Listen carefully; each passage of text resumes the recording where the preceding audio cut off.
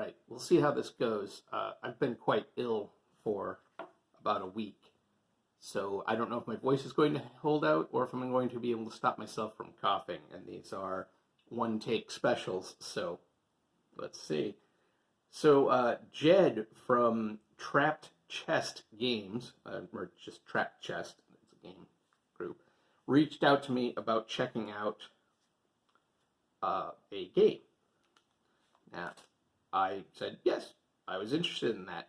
It's science fiction, which is my preferred genre. I believe that's the case. This was a while back, and honestly, I'm half punchy from having been ill. That paperwork, I don't see anything in there. Ah, a little cool. I'm not going to show it because it's got a code on it, but it looks like a little card to get a digital version of this. So this is the Nullam Project. Hopefully I'm saying that correctly. Here's information on the back. If you want to pause. Let's see. Where are we now? Humans often wonder if there might be someone or something lurking out in the vastness of space, waiting for us to make first contact. It was not until we arrived at the distant world of Arcadia that we discovered that we were not alone in the universe. I've literally stayed up for 30 hours straight, so I'm a little bit punchy still. I've had sleep since then, but not much. Two warring species call the planet their home, and with humanity's arrival changing how they see the universe, we found the need to establish our new home within the planet's rings. Who will you be? The Nullam Project is a space/sci-fi themed tabletop RPG using a simple 2D8 system that can be used for one-shots or even campaign play. Based around an alien planet in the distant future, the game is intended for episodic play, which could have the characters exploring the solar system, facing the dangers that lurk in space, or taking an active part in the politics on the surface. The Elysium colony awaits those who seek mystery and adventure. Will you join? So that sounds good. And this is a nice, little pamphlet size thing. We have quick reference on the inside cover. I am not necessarily as rabidly for this as some folks. I think it's Ben on Questing Beast talks a lot about any sort of space that's not used, but I do like when people use all of their space. I don't know. Let's see what the back cover. Oh, see, it looks like maybe character sheets on the back cover. Yeah.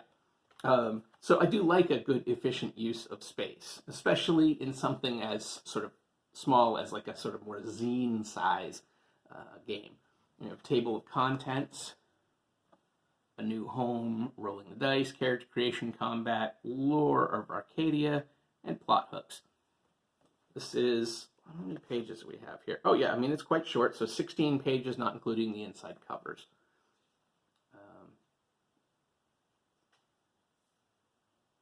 Let's see, by agreeing to Key-Powered License Volume 1.0. Oh, this looks like there's a sort of an open license attached with this. That's cool.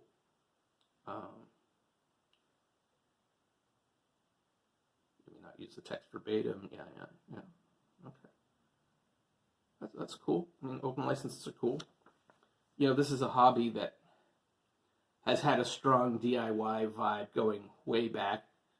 So many people homebrew all their stuff at home anyway, but even when it comes to produced stuff, there's such a homebrew thread through the community that these open licenses are a nice touch.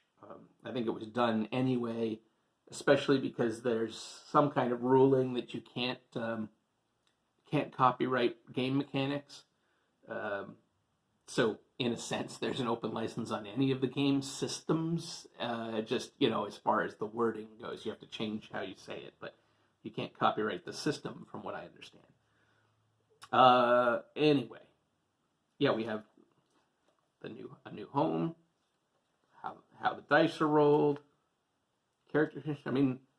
It looks fairly simple, but clearly presented, nice print, no art, which I understand, especially in a small press.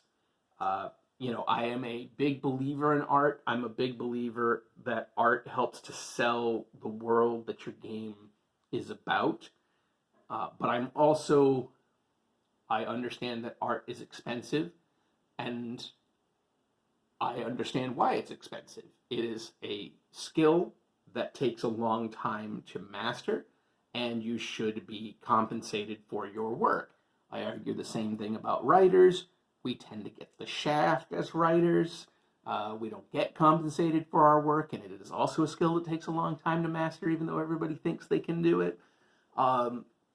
But I understand why artists charge as much as they do, and I do believe that AI art is theft. Unless you have somehow miraculously trained an AI only on your own artwork, which you haven't, then it is theft. So I don't believe in using AI art, so I hope that folks don't do that. But anyhow, not going to go off too much on that. Lore of Arcana, or Arcadia. So yeah, this looks very cool. I'm going to give this a read, and I'll review it. And let's see, maybe at some point I'll laughingly say I can get it to the table, considering I can't get anything to the table right now.